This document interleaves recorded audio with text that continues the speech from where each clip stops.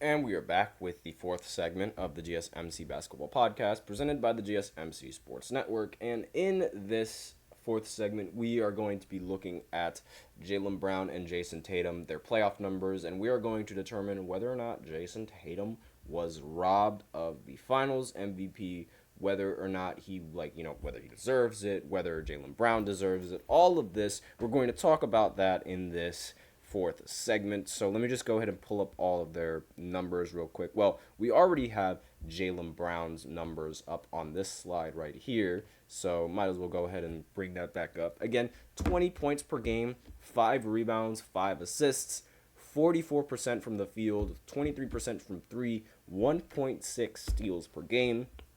This Boston Celtics duo, I don't really have it up here, but they became the first duo in NBA history to average 25 and 5 at least both of them to at least average 25 and 5 in the series. Now, that is obviously very impressive, and the argument could have been, either one of these players could have won the Finals MVP. You could flip a coin and you could pick either one of these players to win the Finals MVP, judging off of their performances. So, let's go ahead and break down their averages. Now, obviously, you see Jaylen Brown's averages on the screen, but Jayson Tatum's averages, you might, on paper, they seem to be a lot better. So, Jayson Tatum, he ended the game, he averaged 22 points per game, which is better than Jaylen Brown's, averaged 7 assists, again, better than Jaylen Brown, 7 rebounds, again, better than Jaylen Brown, and he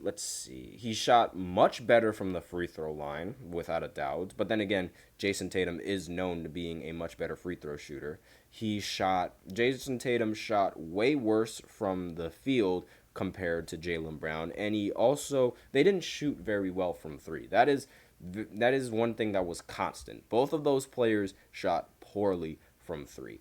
And another thing that should also be considered is that Jayson Tatum, with this finals appearance, he is now the fourth player in NBA history to lead his team in points, rebounds, and assists in the finals and win a title. The other three players that have done that are Magic Johnson in 1987, Tim Duncan in 2003, and LeBron James in 2012, and 2013, and 2016, and 2020.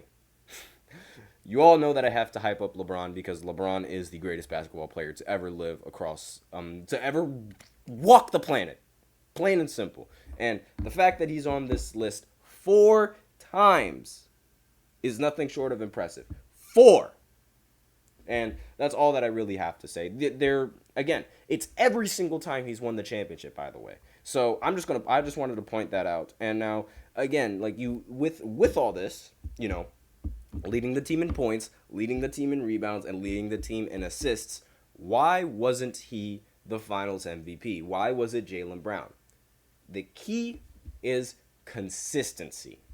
Now, I'm going to explain why I think it wasn't Jaylen Brown. So, Game 1, Jayson Tatum, he ended with 16 points and 6 turnovers, along with 11 rebounds and 5 assists, shooting 37% from the field, 6 for 16, 3 for 7 from 3. Now, that is a very, very bad way to open up the series. I'm sorry to say it, that is not a good way to open up the series. Jaylen Brown, on the other hand, opened up the series. Oh, wait, I should also mention. No, I won't mention that. Jaylen Brown, he opened up the series scoring 22 points. He didn't get better, overall stats, but he was putting the ball in the hoop at a very efficient rate, getting 22 points and going 7 for 12 from the field, 58%, and 2 for 6 from 3. Now, while I will say that the three-point shooting was it wasn't that efficient, considering, his standards, I'm not going to sit here and say that finals performance, like that Game 1, wasn't a good Game 1. I mean, 22 points on 50+% shooting, that is fantastic. And while he didn't get much, he didn't get that many assists or that many rebounds, he was able to get 3 blocks, and he was also able to get 3 steals in this game, which, again, brings value. Now, Game 2, Jayson Tatum. He ended the game with 18 points, 12 assists, and 9 rebounds. Again, he's filling up the stat sheets pretty well. Now, the big problem here in this game for him, 6 for 22 from the field. That's 27%, and 1 for 7 from 3, which was 14% from 3, and only 18 points. Now, Jaylen Brown, 21 points, and 8 for 15 from the field, 53%. And while he didn't have, he didn't have the total counting stats. He only had 4 rebounds and 7 assists. He was putting the ball in the hoop. And I really and not only was he putting the ball in the hoop, he was doing it at a much more efficient rate than Jayson Tatum in the first few games. And as much as, the other stats are really important, you win the game by putting the ball in the hoop. Now we go on to game 3, and I'm breaking all of these down individually. So you have 31 from Jayson Tatum, 5 assists coming from him as well, along with 6 rebounds, shooting 11 for 26 and 4 of 13 from 3, which is 42% from the field and 30% from 3. Next, we have Jaylen Brown's numbers. Now, he ended the game with 30 points as well, 8 rebounds, 8 assists, 12 for 22, 54% shooting, and 2 of 9 from 3. Now, I'm not going to say that either one of those players had a better game than the other, because they both did their part and they both played phenomenally. And Jayson Tatum, he was putting the ball in the hoop and he was doing everything else with that as well. So that's the first good game, like the first very good statement game that Jayson Tatum has had in the postseason, because while the rest of the counting stats are very good, he's been quiet throughout a majority of the postseason. He was quiet throughout the entirety of the postseason, and then in game 4, when they all got blown the heck out by the Mavericks, he ended with a box plus minus of minus 33. That is one of the worst box plus minus scores that an all NBA player has ever accumulated in the NBA Finals. And he owns 2 of the top 3 worst box plus minus scores in the NBA Finals. Now, while he did get, better stats than Jaylen Brown, and in this game, that doesn't matter, because every single time he was on the court, the team was getting outscored, and he wasn't doing anything. And the minus 33 box score, that's not Finals MVP material. I'm sorry, I'm not going to give the Finals MVP to somebody who is shooting horribly from the field and is just recorded one of the worst box plus minuses by an all-NBA player in the history of the league. That's just not happening.